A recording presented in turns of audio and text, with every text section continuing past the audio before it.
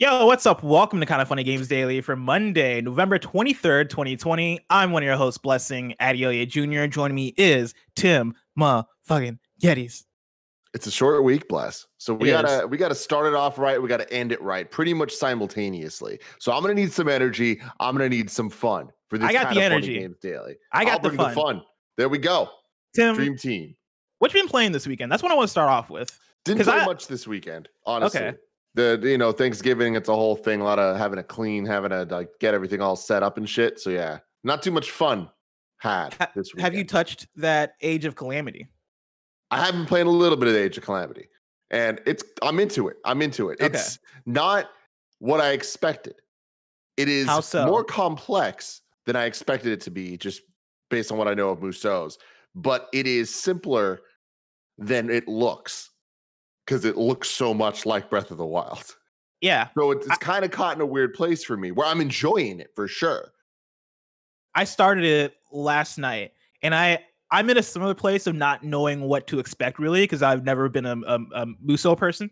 Mm-hmm. And so, like, first off, switching to Age of Calamity from playing Miles Morales, actually, no, it was Spider-Man Remastered on the PS5, where it was like 60 FPS, PS5 graphics, super smooth gameplay, and on the same monitor, switching to my Switch and then switching to Age of Calamity, I was like, whoa, next gen is here, because this looks, like, it is like it looks like the when you walk into like the Fairhaven Woods or whatever in Breath of the Wild, you walk into like the Lost Woods and in it's all framing and all that stuff. Yeah, it chugs. It felt like that off the bat, which like I didn't have that experience, but I get what you're saying. And I think it was the effect. I think it was more so the effect of going from smooth Spider-Man to playing Age of Calamity on the Switch. We're spoiled, man. We're super spoiled, but once I got into it a bit, I was like, all right, I see where this is going. And this is kind of cool. Mm-hmm. Like they really nailed the Breath of the Wild aesthetic.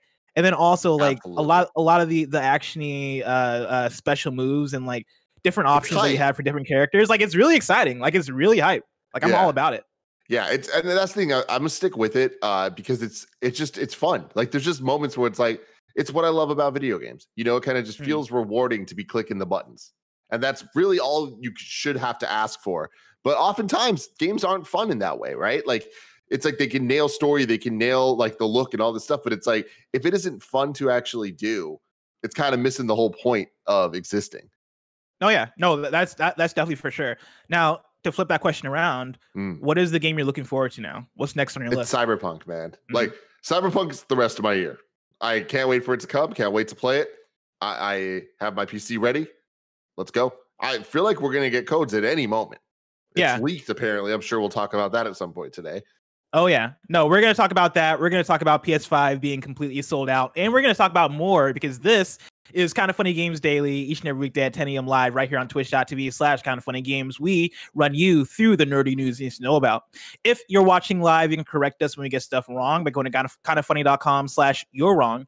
If you don't want to watch live, you can watch later on youtube.com/kindoffunnygames, roosterteeth.com, or you can listen later on podcast services around the globe by searching for Kind of Funny Games Daily.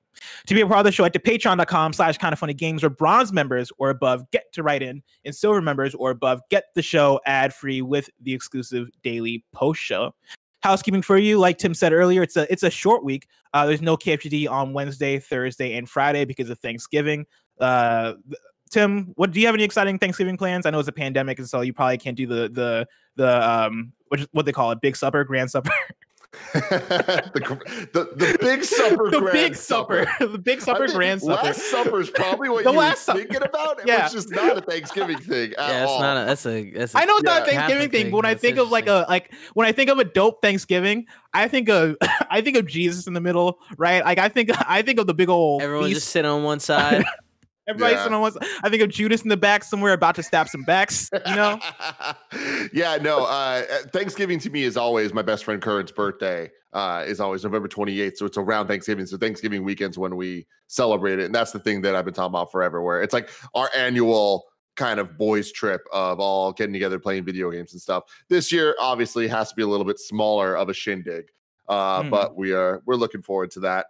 Getting a couple of us getting together, playing a shit ton of Super Smash Brothers. and I cannot wait to see how confused they all are when I bust out some Steve, and they're like, "Who the fuck is this guy? What is even happening? What game is he from?"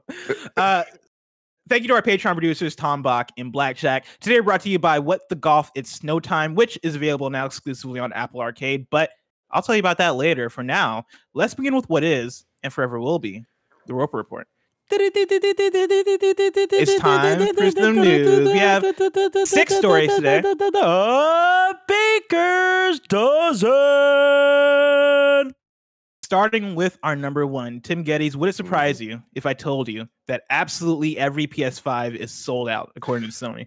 It would not surprise me, but like when you say it like that, it's kind of like, whoa, that's insane. How did we get here in 2020? I'm excited for the details on this. Like I haven't read the article yet, so I'm stoked to hear exactly what they mean by this and when is that going to change.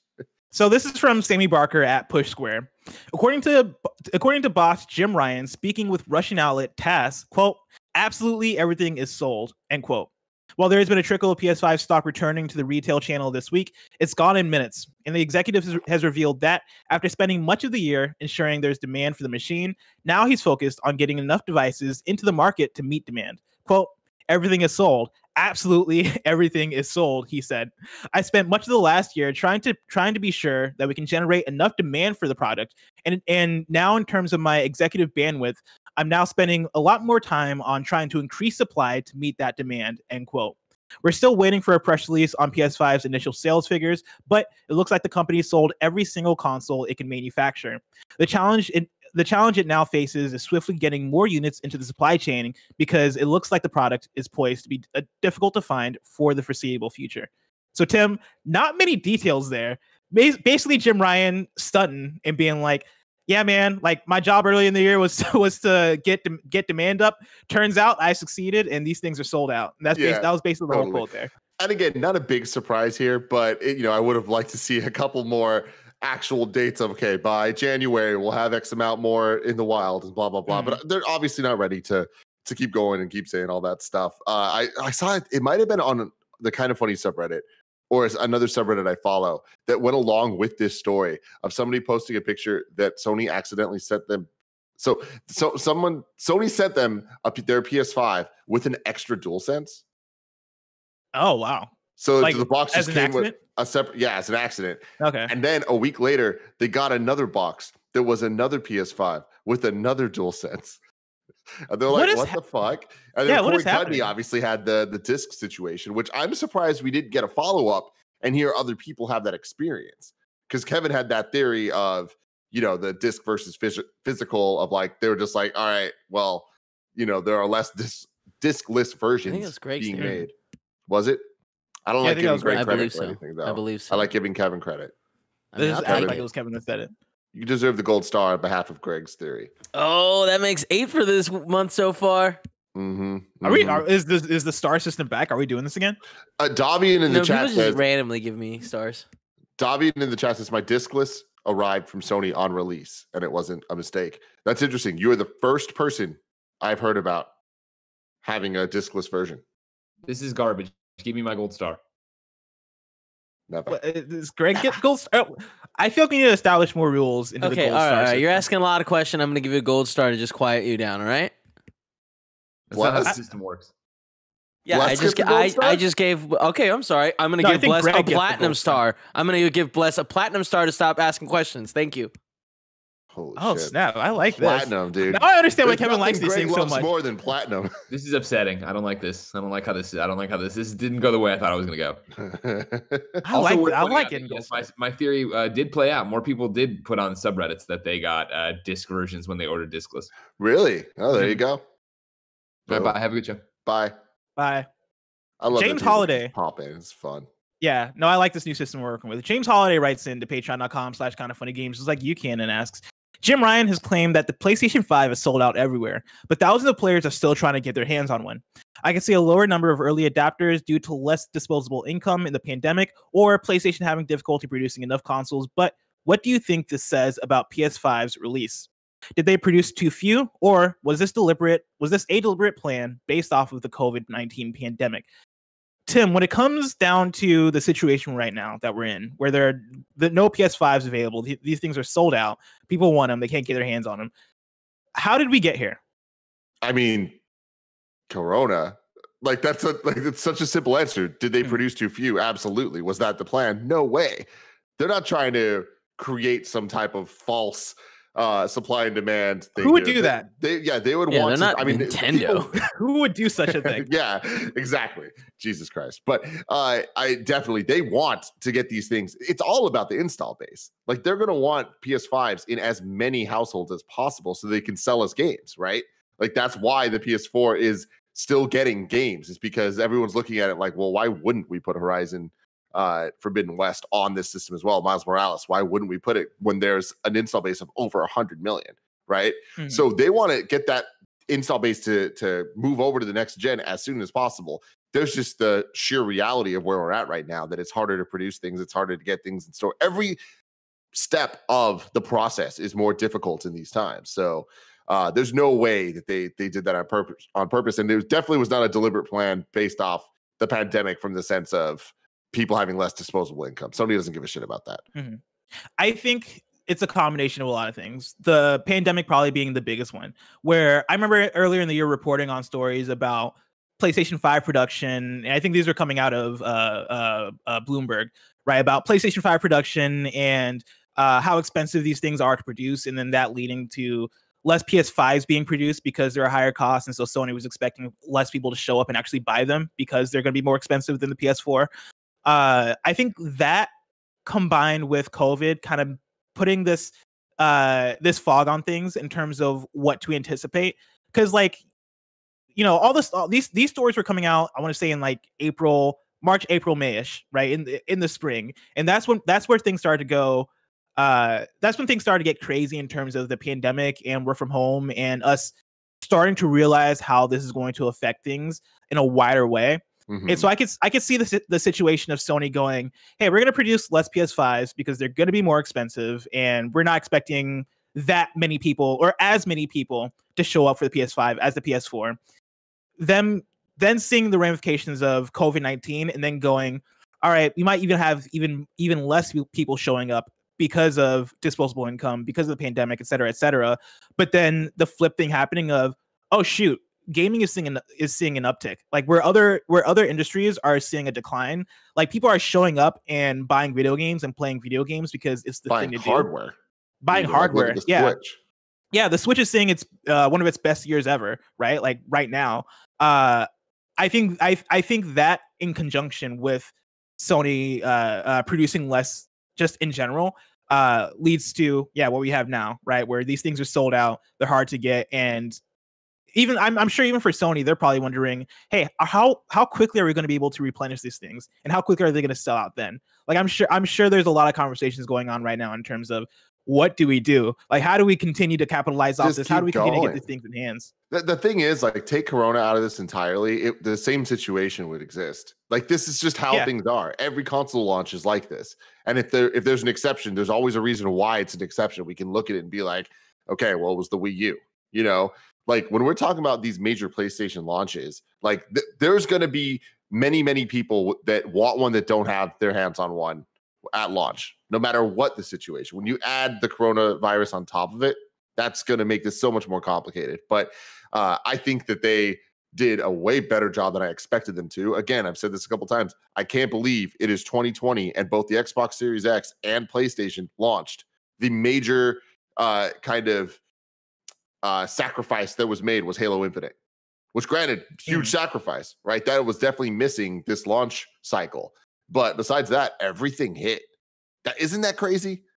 I mean, a lot of things hit. I feel like so much has gotten delayed in terms of software and in terms of like system features too. Like when we're talking about PlayStation, you know, you're missing expandable storage. You're missing a quick resume feature, which I still have theorized is planned, but they just weren't able to get it out the door.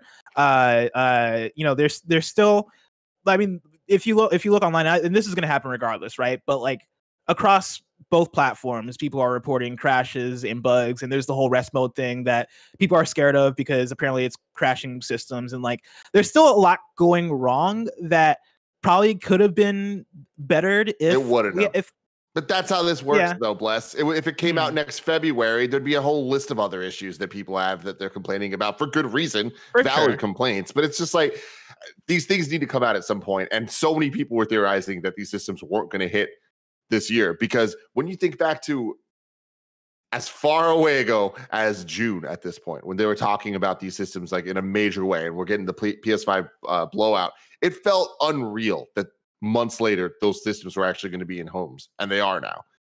Yeah, I mean, I'm still even blown away by it. Like I remember doing the PS Love You episode with Greg, and we are talking about should they delay the PS5, and I ultimately came down on the side of no, but I think there is still a lot of reasons to point to in terms of like I think in an ideal world, if both Xbox and PlayStation could have delayed till spring, and that would have cost for a better launch lineup, even though I'll give it to PlayStation that they killed their launch lineup. Like, you know, that's not really the big issue in terms of the PlayStation side. I think on the Xbox side, right, like losing Halo is kind of a blow, especially for me now where I'm playing my Xbox and the main game I'm playing is Yakuza, which is an excellent game. Everybody should go play Yakuza Like a Dragon because that game is great.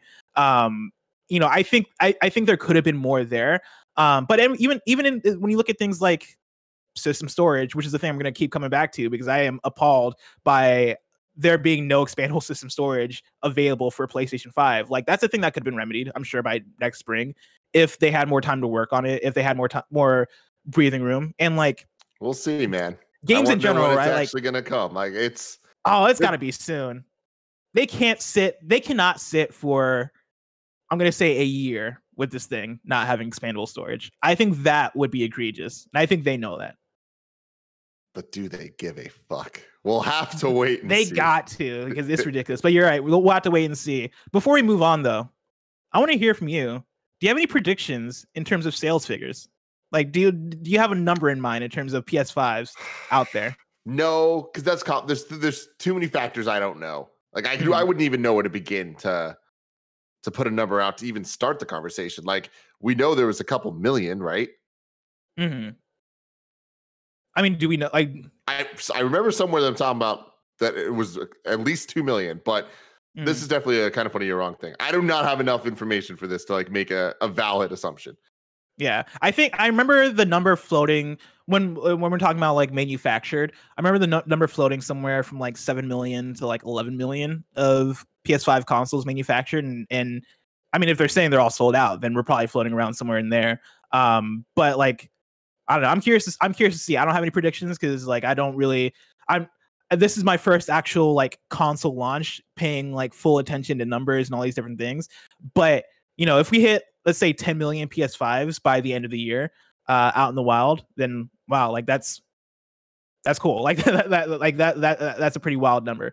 But yeah, actually, I wanted to for the PlayStation ecosystem, and that's when we'll start getting PlayStation 5 exclusive games. Kindoffunny.com/you're wrong, because I want to know, what did the PS4 sell at by the end of 2013? By the end of the first quarter, actually, let's say. By the end of the first quarter, the PS4 being out, how much did it sell? I'm curious. Let's move on. Story number 2. Cyberpunk 2077 copies appear to be in the wild. This is from Adam Bankhurst at IGN. The first known instance of leaked final version Cyberpunk 2077 gameplay has appeared. Per users on Reset Era, streamers broadcast around 20 minutes of the game's Nomad life path from the beginning of the PS4 version of the game, which has now been taken down in multiple locations. It's confirmation that unpatched copies of the final game are beginning to make their way into players' hands. While we broadly know the beats of the beginning of the game due to various official previews, the stream is a sign that we may begin seeing more meaningful spoilers emerge ahead of the game's launch on December 10th.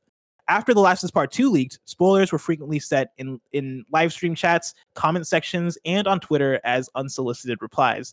If you don't want the game spoiled, it's likely worth beginning to vet where you're looking when checking Cyberpunk-related content. Tim, how worried are you about Cyberpunk spoilers? I mean, I'm not too worried. I feel like Cyberpunk's the type of game that I don't know enough about characters and story that spoilers would be super impactful to me. It's not like Last of Us where I was tied to characters already, you know, and like their fates and what may or may not happen in the game. Like if I heard one sentence about a Last of Us 2 spoiler, that would affect my experience with the game, right?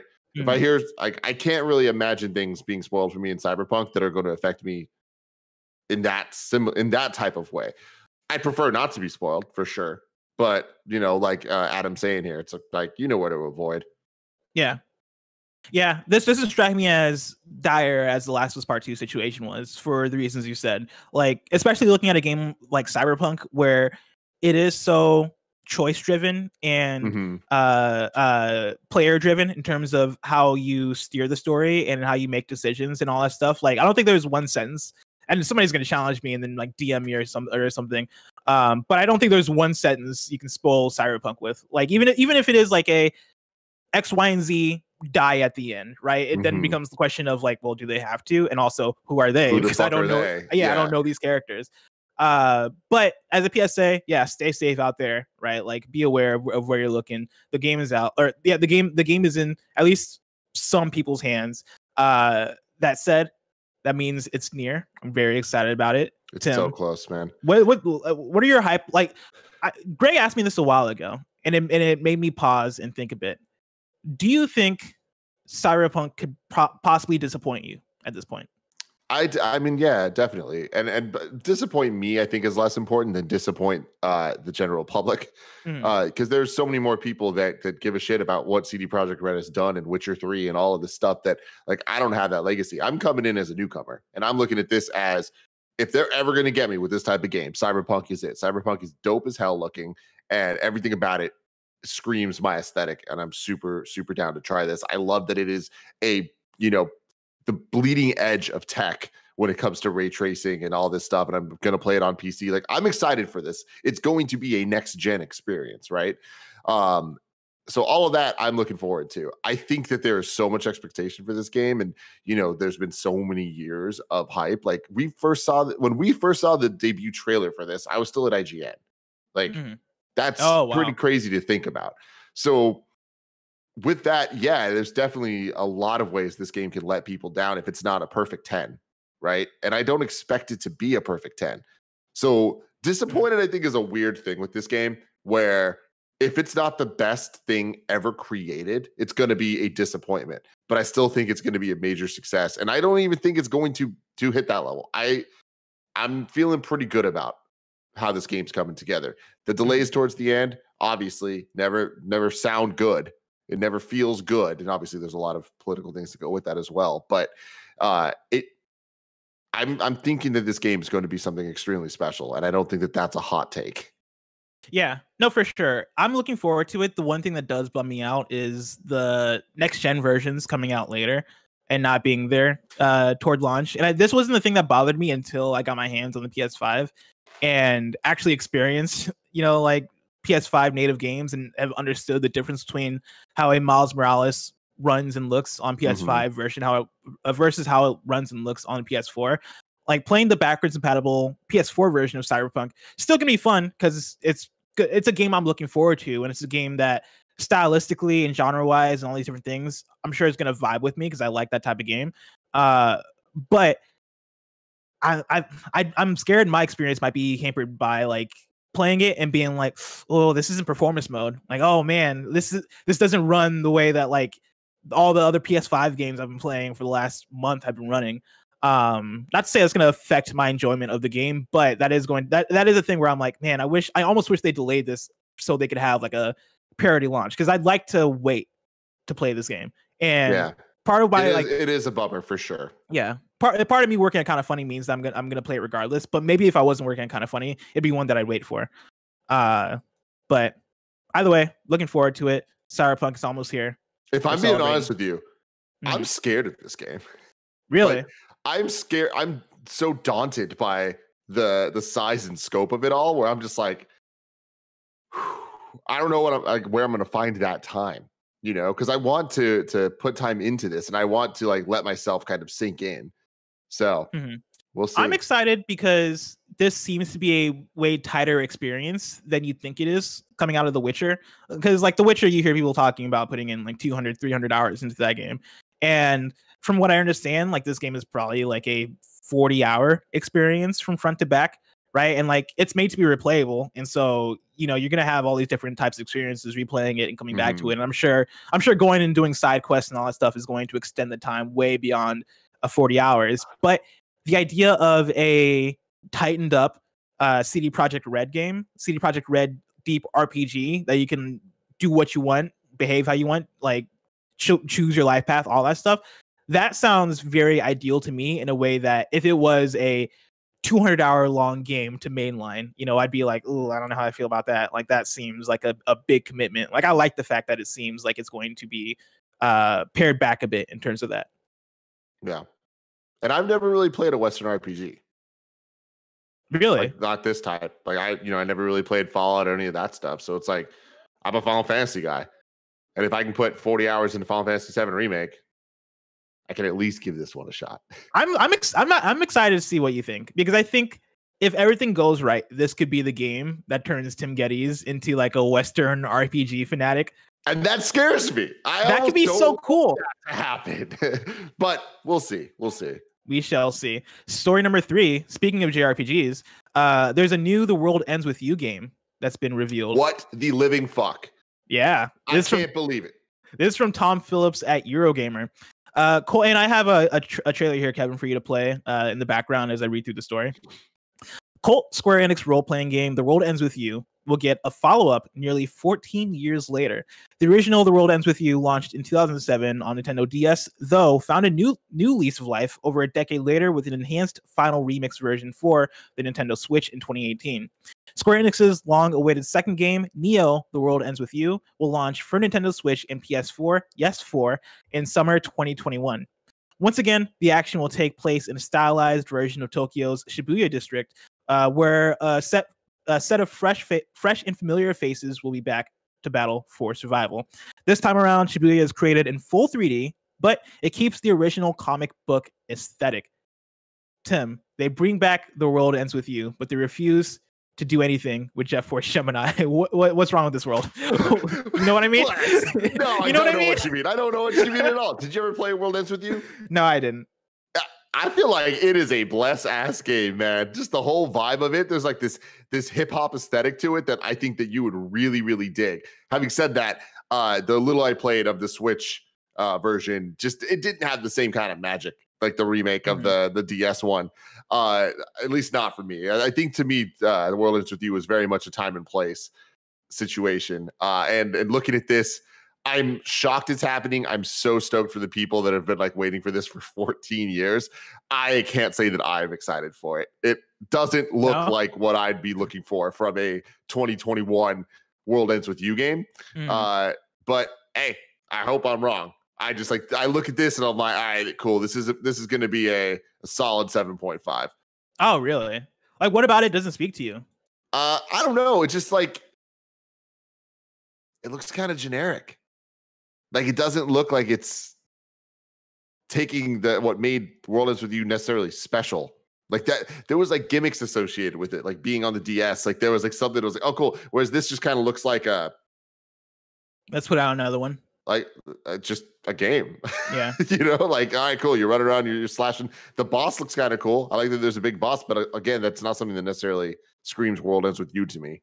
But again, hope I'm wrong. I hope this like gives everybody that's like super stoked for it exactly what they're looking for.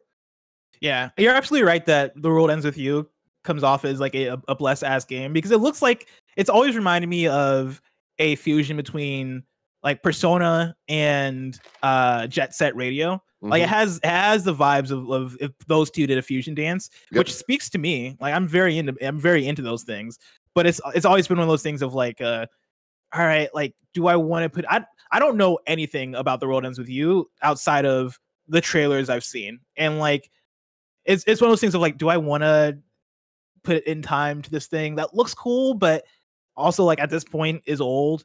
And I get like Neo: The World Ends With You, right? It's going to come out and it's going to be new, but I get similar vibes as you, where I look at it and I'm like, all right, yeah, this looks cool, but I don't know, something about it doesn't speak to me all the way. And who knows, maybe it comes out and I end up playing it and falling in love with it. Errol M in the chat says generic with its unique art style. Okay. It's just like, I feel like that art style was unique in 2007 or whatever it was when it came out, but we've seen so many things similar in the last generation that it doesn't really have that special something anymore, and that's missing. And then someone else in the chat, I lost it, but they're like, yeah, this looks budget as hell, and it kind of just does have that budget vibe. Mm-hmm. It doesn't look like a real sequel to the game. It kind of just looks like, oh, here's like a spin-off. And I'm like, that's not necessarily what I would expect if they were to ever do a World Ends With You sequel so many years later. But it's what we got. Yeah. And I'm never happy to expect anything from Square. Let them just give you things and then decide if you like them or not. Yeah, and then respond. Can't expect a single thing. But yeah, no, I'm definitely though happy for the World Ends With You fans. I saw the pop on Twitter when they posted this, and I was like, good for y'all. Like the shift to 3D, it seems like it's going to be a bit bigger. Like, good for y'all. That seems cool. Speaking of The World Ends With You, there's also an anime incoming. This is Jordan Oloman at IGN. Square Enix has revealed that the anime adaptation of The World Ends With You is coming in April 2021. You can watch a new trailer for the anticipated adaptation in which protagonist Neku Sakuraba saunters around Shibuya and sets a frog on fire, among other things. The final screen for The World Ends With You, the animation's latest trailer, notes a release window of April 2021, so fans won't have to wait too long for it either. Cool. You gotta love the anime adaptations to video games. Did you ever watch the Devil May Cry anime? I did, which is a weird thing for you to bring up because that's a weird show. I remember watching it. I forget if it was like on Netflix or how I watched it, but I watched it when I was like in high school. And I remember being like, yo, this is kind of sick. Like, this is kind of dope. And I went back recently. I went back recently after DMC 5 came out, or Devil May Cry 5 came out. And I was like, all right, maybe this wasn't as cool as I thought it was. But yeah, it had a unique style to it that back then I feel like I had a similar experience to you where I vibed with it. I mean, I love Devil May Cry. The story was weird. There was that little girl, and it's like, okay, cool. Dante's a babysitter now. All right, not the plot I would have thought you'd go with, but sure. Yeah, no, you gotta love it. So shout out to anime adaptations of video games. Story number 5. This one's a heads up. There's an autosave bug in Watch Dogs Legion. This is Joe Skrebels at IGN. Watch Dogs Legion has had a widespread issue in which autosaving simply stops working on Xbox Series X, an issue Ubisoft is now aware of and will release a fix for in early December. It's not clear what causes the bug to kick in, but players report that hours of progress can be lost after autosave seemingly either stops working or ignores recent checkpoints. It's a particularly serious issue given that Legion doesn't allow manual saving, and console versions only have a single autosave slot. The problem seems to only affect the Series X version of the game, with multiple players reporting the issue on the Ubisoft forums, Twitter, and in emails to IGN. Off of this, Wispa writes in to patreon.com/kindoffunnygames, just like you can, and says, "Hey, Bless and Tim. So Watch Dogs Legion is currently unplayable on the Series X. The autosave feature is bugged, and for some bizarre reason, the game doesn't include a manual save option. So every time you close the game, you're likely to lose game progress. According to the Watch Dogs Twitter, there won't be a patch to fix this feature until December. I was unaware of this issue before I picked up the game in the Black Friday sales. I've lost progress from all 3 times I've sat down to play the game, with various ranges of progress lost. First time was just a cutscene, second was 1 mission, and third time was 3 to 4 hours of tech point gathering and team recruitment. Seen as it's nigh on impossible to progress in this game, do you think major bugs like this should be placed in a warning before buying the game, or placed in the game descriptions on Xbox/PlayStation stores, etc., or does it fall to the consumer to research any possible bugs for any game they plan to purchase? Thanks, Wispa." It's a big question here, Tim. It is. Whose responsibility is it with this stuff? It's very interesting, and I don't know that there's an answer that can be placed across all games, right? Everything is kind of like case by case with this, because I think that the requirements of like what would need a warning and what wouldn't need a warning, like what is that line, right? What qualifies as game breaking? What qualifies as like hindering your experience to the point of needing a kind of disclaimer? Having said that, I do think that there are some things like this that are like really egregious and like really a bad look for the game, especially a game as big as Watch Dogs, right? But I don't know. It can't fall on Xbox or PlayStation. It would have to fall on Ubi to do that. But it doesn't really behoove them to do that. So I don't see them ever doing that. They'd rather spend the time fixing it. At least that's what they would say, you know? But I also don't know if it's necessarily should fall on the consumers to look for if there's any bugs. You should just expect that the game works. But yeah, it's a rough one. Because like I think this is somewhat of a unique situation, because ideally I think this would have been caught in reviews and in coverage of the game leading up to release, both Watch Dogs Legion and the way it released, right? Like it came out on the Xbox One and the PS4 like weeks before it came to next gen systems. And with that, like you imagine that reviewers are probably not reviewing, or at least many reviewers aren't reviewing the next gen version of the game. And so with that, like it probably goes under the cracks, and then people get their hands on it and they're like, yo, what the fuck is wrong with this version of the game? I didn't hear anything about this. And so I think in that regard, it kind of sucks. But then also, yeah, like in terms of whose responsibility it is, I mean, I think ideally and like ethically, it'd be awesome if Ubisoft and big companies like put that in their description, or like noted somewhere that, hey, if you're gonna buy this, just know game's broken right now. Like this shit isn't working. But to what you said, it doesn't necessarily behoove them to do that. And of course, like if they do that, they're probably doing more to their own selves more harm than good in terms of game sales, even if it's probably the right thing to do. It's a complicated one, and again, like very unfortunate. Like I remember, this kind of reminds me of like when I would go to buy games before I was like super tuned in to the industry and reading news every day, right? I remember buying Brink for the PS3 in like a bargain bin, and I was like, oh man, I remember watching the trailer for this game. The trailer for this game looks fantastic. Oh, it's only $5 now? What? Man. And like I remember buying it, getting home, putting it in, being like, oh, this game fucking sucks. And like that was, I mean, technically that was on me, right? And like it's somewhat of a different issue because that game didn't have a save bug. It just wasn't a good game. Yeah. But similar in regards to like that kind of came down on me because like as a consumer, I have the choice to look up reviews and look up what people are saying about this game and be informed. It's a big ball of wax that I think a little bit of responsibility kind of lies within everybody involved, right? Being the developer, being PlayStation and Xbox on the certification side of things to make sure the game works on their system and their platform. And then also I forgot what I said first, but us as a consumer, right? Like knowing what we're getting into. I mean, I've talked about this a bunch of times in the past, but Prince of Persia Warrior Within. I loved the Prince of Persia trilogy on the PS2, Xbox, GameCube era. And in Warrior Within, which is the second game, there was a game-breaking bug right before the final boss where there was like this like bridge you're crossing and the game would just a door just straight up wouldn't open to get to the boss. So I unfortunately got that bug that only came if you saved at certain points and like it just like would unlock it. And so to this day, I've never beat the final boss in Warrior Within, and it pisses me off. I had to watch the video, and this was before YouTube was a thing. So I had to like download a video off Kazaa of someone beating Warrior Within in like a proto Let's Play. God. Just to see the ending. Remember when there was it Other M that there was a game-breaking bug where people would get stuck in a room and couldn't make it out, and then Nintendo would send people SD cards to put in their Wii? That doesn't sound familiar, but that would not surprise me. Kindafunny.com/you're wrong if I got that correct. There was something along those lines that happened on the Wii, I think. And like, you know, these things happen, right? Like especially in QA where you have a limited amount of people who are QAing these games, and you get the game out in the hands of millions, and then you discover things that you weren't able to discover in your limited team of, let's say, maybe like 20 people, you know, maybe. Like, I don't know how big QA teams are, but they're definitely not millions.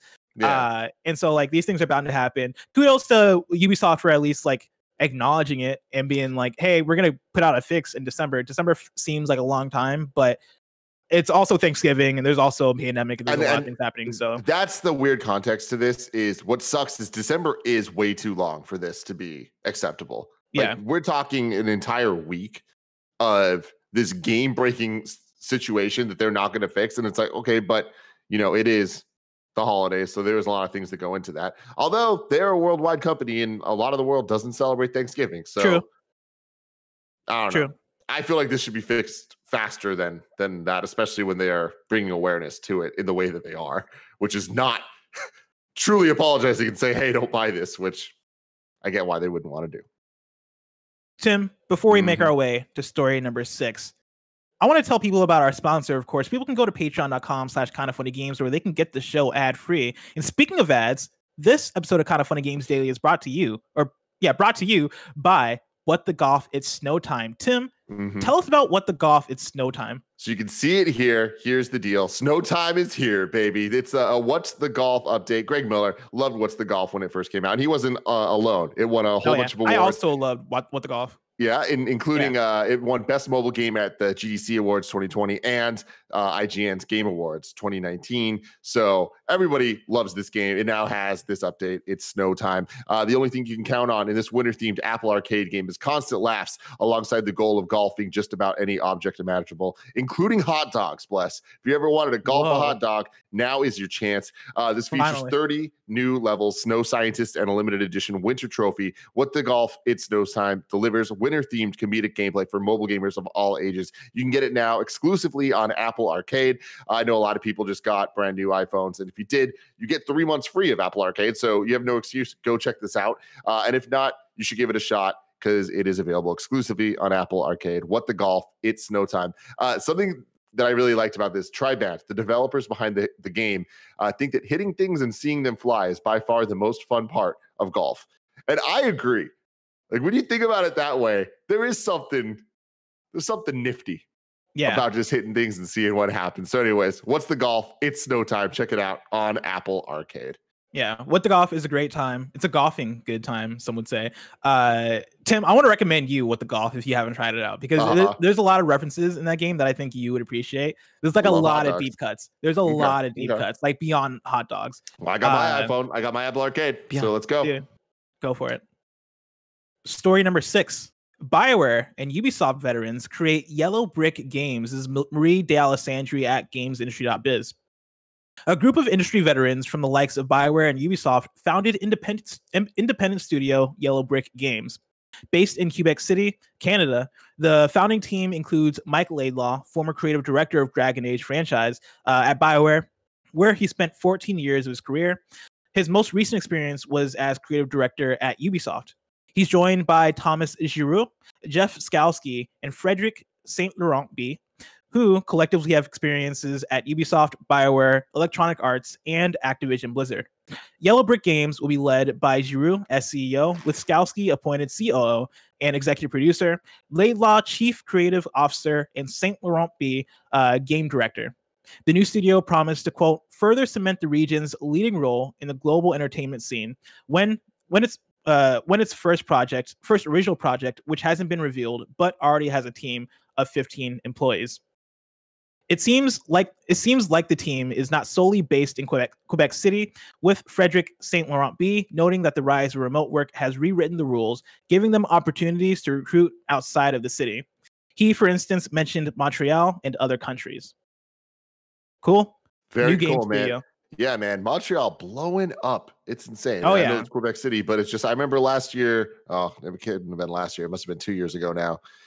We were at the GDC Nintendo Indies thing, and it was like 10 developers there, and like 8 of them were from Montreal, and they all knew each other. They're all hanging out, and they're all friends. And I just think there's such a cool community up there that they got going on. So, more, I don't want to call them new blood. They've obviously been doing this for a long time, but like more new dev studios, I think is always a good thing when we're talking about this level of talent. Yeah. No, yeah. Shout out to new studios. I do want to make fun of them for a quick second. Go for it. Kevin, I've linked in the doc page their About Us. And in their last paragraph, I have here, I'm going to read the last paragraph, right? They write, Yellow Brick Games is proud to be an equal opportunity employer and strongly believe that the best creative teams are made up of diverse members and strongly encourage people from all backgrounds to apply. Games are for everyone, and the market is global and evolving in real time. A team with a rich mixture of perspectives and skills is best equipped to excel in such a dynamic environment. Don't do it to him, Bless. Don't do it to him. If you can scroll down to their team. Tim, what's wrong here? What's wrong with this? What's wrong with the paragraph I just read in the picture we're looking at? Man. Hey, well, let's hope that when we look at this picture in a couple of years, it looks very, very different based on that paragraph. Let's hope, man. Yeah, I don't want to just like roast people for the sake of roasting people, but like it's just one of those things where like I went to learn more about the studio, went and read that paragraph, and then looked down and I was like, whoa. Why did those two things don't add up? Why did this one guy here look like he was just told his like mom has cancer, and they're like, "Oh, but we need to take a photo right now." Like, so try to smile. Jeez, too far, Kev. Too far. I'm sorry, dude. Look at his expression. Like something's not right in his household. Is all I'm saying. Jesus. They should have waited to take the photo. But yeah, it's one of those things too where I don't want to go on like a rant or like get on my soapbox, but obviously like people will apply places or people will want to work places where they see themselves represented. And I look at that picture and I'm like, dude, if I was a person that wanted to work in the industry, right, and I looked at that place, I'd be like, I don't know if I'm going to get a job there because they seem to be hiring a specific type of person. And so again, like, don't just talk the talk, walk the walk. I hope to see, when they expand their team, that they do include way more diverse voices. And I guess I didn't explain for the people listening to audio, right? Like the team is a team of like 15 people, and it is all white dudes, just straight across the board. You needed to explain, Bless. They get it. And so, like, again, like walk the walk, don't just talk the talk. Tim, I'm really excited to see when more studios in the industry embrace diversity and get in a way more diverse group of people to work with them. But that might be so far away. If I want to know what's coming out to mom and pop shops today, where would I look? The official list of upcoming software across each and every platform as listed by the Kinda Funny Games Daily Show host each and every weekday. Yeah.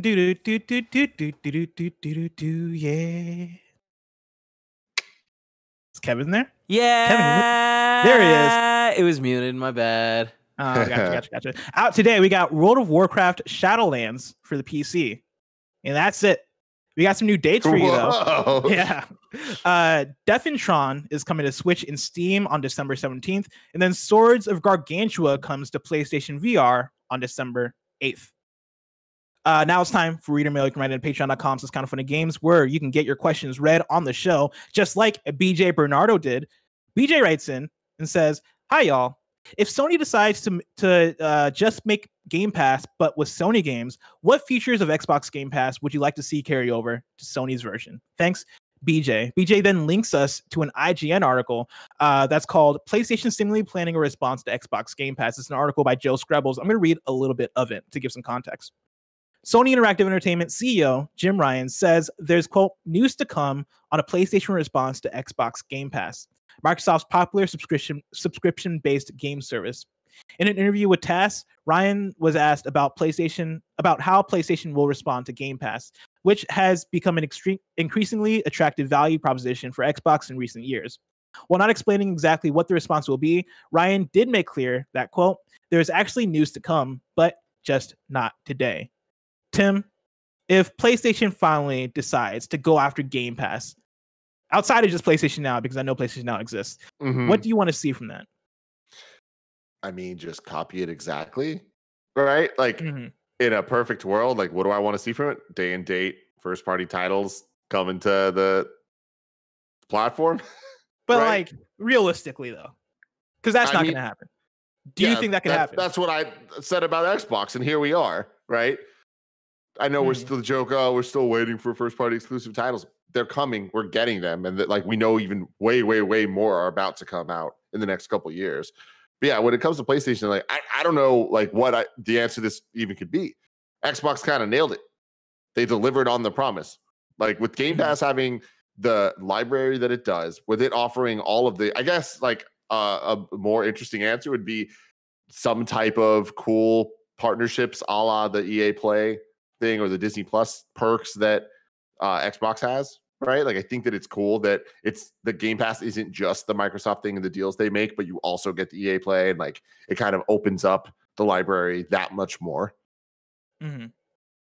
Yeah, like I mean, I'm basically right there with you, right? In terms of like Xbox Game Pass pretty much has it figured out. Like I was thinking about this just the other day, just I was scrolling through Xbox Game Pass and thinking about how, we've had the discussions in the past about, is this going to be the ubiquitous way in which we start interacting with games? The way in which we start buying games, right? Like, are we going to be on the side of, hey, I'm getting everything on Game Pass. I'm getting everything via subscription service instead of buying games piecemeal. And I don't know if we're ever going to make that jump fully, but Xbox Game Pass does feel like it's hit its near peak in terms of, this has cemented a way in which people are playing games now. Like I was talking to my sister on the phone yesterday, and we were talking about like Christmas and stuff.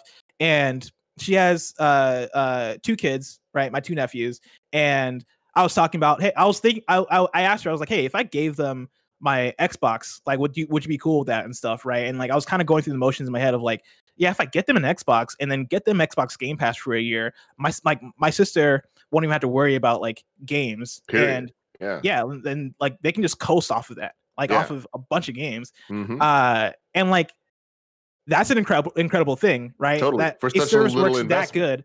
It's such a little investment, and it works so good that it can become the core way in which you play these things.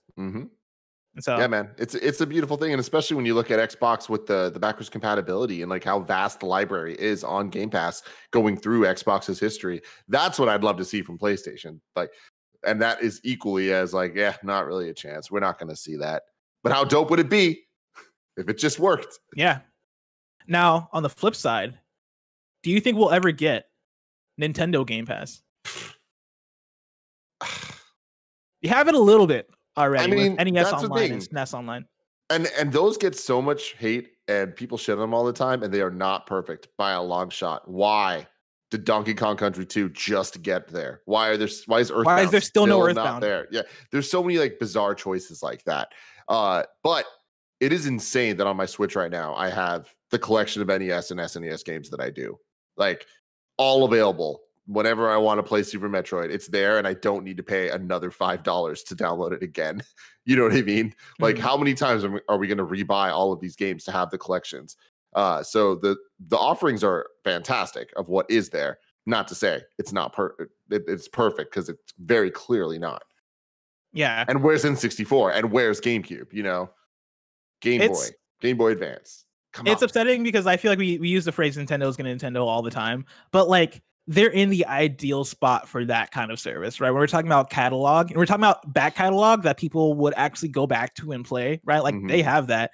And if they did go beyond just the NES Online and SNES Online and created this, I'm just going to call it Nintendo Flicks, right? Like they made Nintendo Flicks and was like, hey, you know, it doesn't even have to be day and date new games. It could be new games come to it like years after the matter. Even if it was as simple as, hey, our whole back catalog is playable, and we have it available to you through our through Nintendo Flicks, right? Like that alone, I think would make ripples. That would be a huge thing. That would be a huge deal that we go crazy for.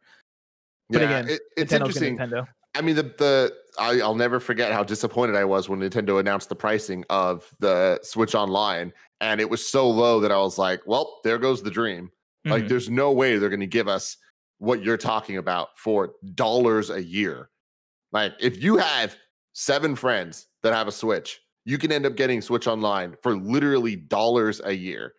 And it's like, cool, you do that, then you have NES and SNES, and that's nice and that's cool. But we're never going to get N64 with that. We're never going to especially get GameCube. You know, I would much rather pay more to have all those things.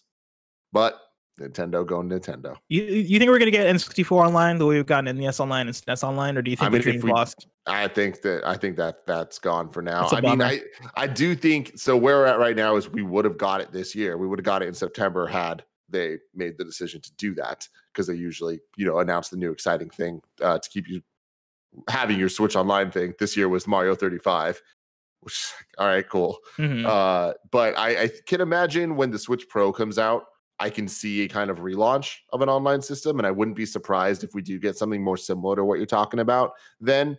But at this point, why am I trying to get my hopes up?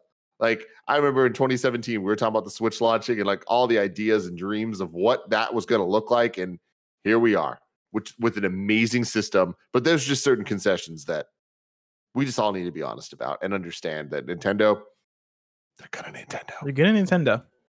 Now it's time for kindoffunny.com/you're wrong, where you write in and let us know what we got wrong as we got it wrong. Let's see here. Voting Block wrote in and says, "Miss News, The Last of Us officially ordered to series on HBO." So there you go. I saw that and I kind of counted it more toward the entertainment news, because we've already reported about The Last of Us HBO series. And I figured, yeah, and then we talked about that last week. There you go. Yeah. And then people are talking about how there are more people that got the disc version of the PS5. Nanobiologist writes in and says, Sony sold 4.5 million PS4s in Q3 in 2013. That's the quarter that PS4s dropped. And so that's a good illustration. Yeah. 4.5 million PS4s. And so we're talking about over or under that for PS5s. And obviously that's going to come down to like how much they produced. But if they produce enough, then yeah, like I think they can overtake that. Oh, let's see here. What else we got?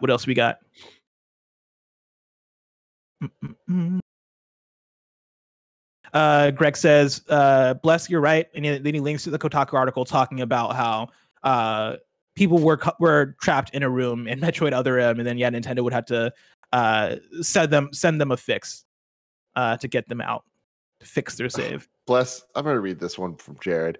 Go for it. On the last show, the hosts were wondering who TWEWY was. It's Lil Wayne. Come on, guys. Who are the hosts? Who the fuck were the hosts on it? I think it was Greg and Asa Green River. Greg, I get. How did Asa not know who Lil TWEWY was? TWEWY.